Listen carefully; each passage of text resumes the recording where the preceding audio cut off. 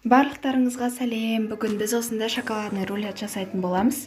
Өте оңай дайындалынады және жып-жұмсақ видеода көріп тұрғандарыңыздай әдемі болып шығады.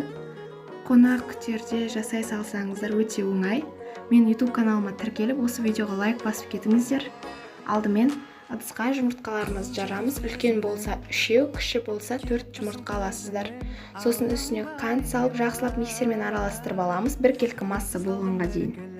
Сосын үстінен електен өткізілген ұн саламыз, какао, разрыхителді салып, жақсылап араластырамыз. Миксермен біркелкі болғанша. Қою тест ашады, сосын пергамент қағаз төселген формада осылай күйіп біркелкі тегістеп жағамыз. Осылай тегістеп жағып пісіріп аламыз 180 градуста.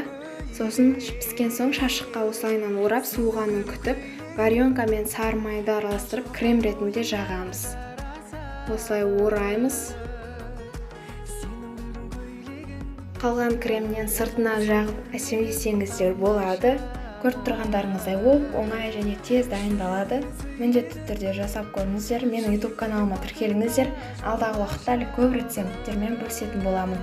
Бұл рулет дүкеннің рулетінен кем түспейді. Өте дәмді, жып-жұмсақ, күшті болып шығады. Міндетті түрде жасап көріңіздер.